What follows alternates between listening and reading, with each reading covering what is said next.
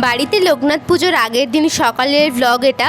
একটু আগেই বাবা ভোগের সমস্ত সবজি বাজার করে এনেছে, বাকি বাজারগুলো তো আগেই করে এনেছিলাম। কোল্ড ড্রিঙ্কসগুলো আমি ফ্লিপকার্ট গ্রসারি থেকে অর্ডার দিয়েছিলাম, আর এই ছোট বোতলগুলো তো স্মার্ট বাজার থেকে এনেছি, কারণ কোল্ড ড্রিঙ্কসের বড় বোতল মানে স্প্রাইটের যে বড় বোতলগুলো আর স্মার্ট বাজারেও পাইনি, আর ফ্লিপকার্ট গ্রসারিতেও আউট অফ স্টক ছিল, তাই ছোট বোতলই 20টা নিয়ে নিয়েছি, আর এই বড় কোকা কোলার বোতল 4টে আছে। কালকে যারা গেস্ট আসবে তাদের জন্যই এগুলো আনা হয়েছে, সমস্তটাই আজ থেকে ফ্রিজে রেখে দিলাম। তারপরে আমি একটু ঘর গোছাতে বসেছিলাম। ঘর গোছানোর কাজটা প্রায় 3 দিন আগে থেকে শুরু করেছিলাম, আজকে শেষ করে উঠলাম।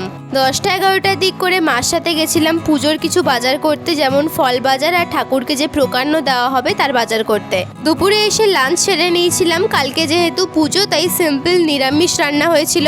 বিকেলে এসেছিল ফুল সাজাতে, তার সাথে বেলুনের 2টো গেট হবে আর লাইটটা ডেকোরেশন করতে।